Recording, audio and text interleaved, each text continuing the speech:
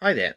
I was looking through my father's card collection, and this one happened upon. I really remember this one. Got vivid memories of collecting these cards by visiting Texaco petrol stations over the years in the mid 1980s, around 1984, I think, that kind of period.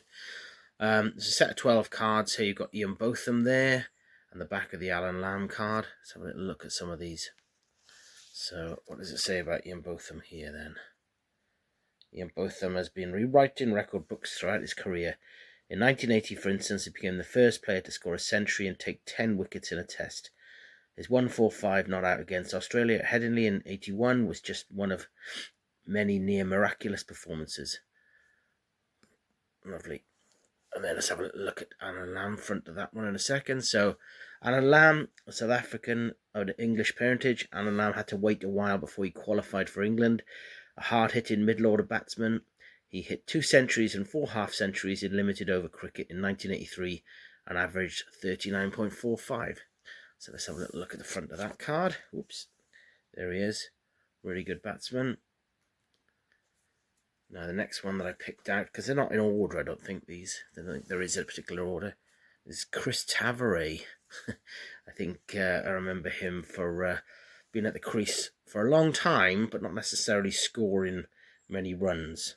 I think they put it an anchoring role, I think is what's mentioned on the back. What does it say? So, although he plays in the middle order for Kent, Chris Tavares regularly opens for England and tends to play an anchoring role. However, in 1983, he was one of only 5 players and 9 ever to score over 1,000 runs in a season of limited over cricket. He totaled 1,114 runs at an average of 50.63. Really impressive, actually. Next one in the series is Clive Lloyd, I believe. So there's the card, the front card. And there we go. So skipper of the West Indies for more than 50 tests, Clive Lloyd's one of the most successful captains of all time in terms of matches won.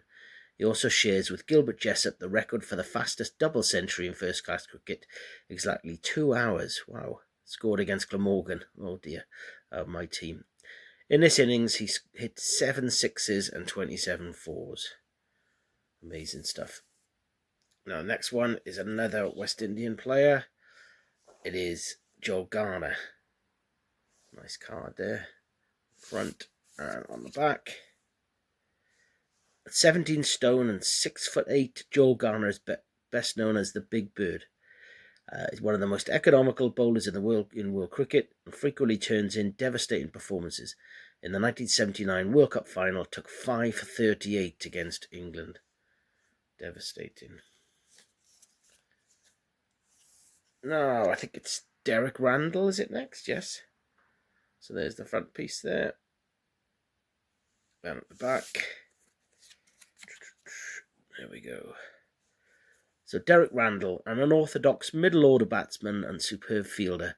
Derek Randall's one of cricket's great crowd pleasers. His big scores for England included 174 against Australia in 1977 in the Centenary Test in Melbourne, and in 1983 he averaged 35.45 in limited over cricket with a highest score of 107. There we go. Derek Randall. Now, next on to David Gower. Looking very young there in this one. And on the back, what have we got? An England regular since 1978, David Gower is a stylish and free-scoring left-hander. He's consistently high scorer in limited overs as well as Test cricket. He's one of only 9 batsmen to score over 1,000 runs in a season of limited over cricket, and in 1983 averaged 54.6. Great stuff. Now, here we are over to Gordon Greenwich.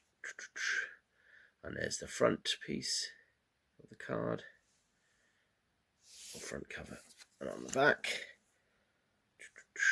So, Gordon, a regular opening batsman for the West Indies. One of the highest scorers in limited over cricket. Held, I'm not sure if he still holds it, the individual batting record for the Gillette Cup NatWest Trophy. 177, again against Glamorgan. And in 1983 claimed a record 1,208 runs and 4 centuries in a season of limited over cricket. Great record. And Another West Indian player next, Michael Holding. So there's the front of the card. They're in really nice condition, these. Fast bowler with an action described as near perfect. Michael is an important part of the West Indies pace attack, a member of the World Cup final sides of 1979 and 1983. His test performances include 14 for 149 against England at the Oval in 1976. Lovely. Next one we've got is Bob Willis. I forgot Bob's name then all of a sudden. I don't know why, I've always known it. Bit of a mind blank then. So there's Bob Willis. And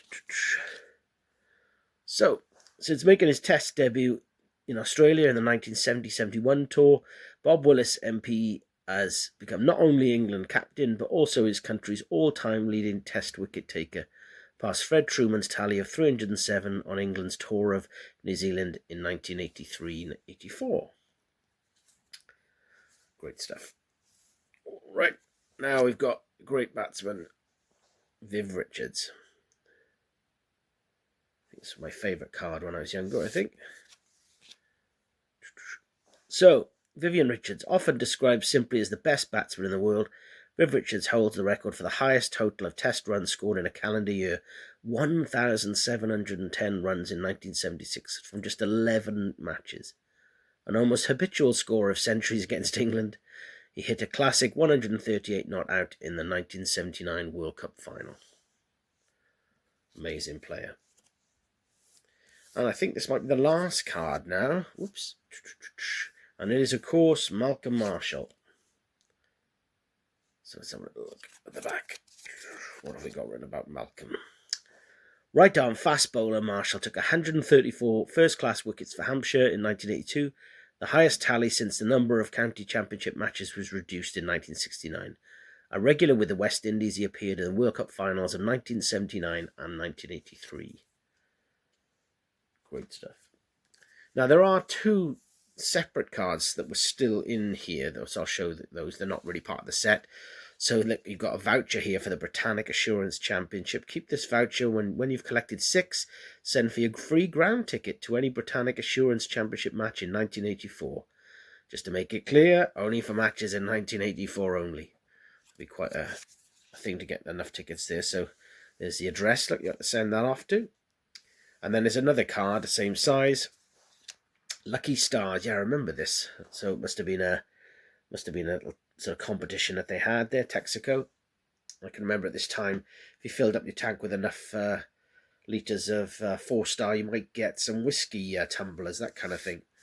And it's on the back here, just the address, as it were, you've got to send it off to. Great stuff. Well, I hope you enjoyed that stroll down memory lane, looking at these Texaco Trophy cricket cards, available at petrol stations in the mid-1980s. Take care.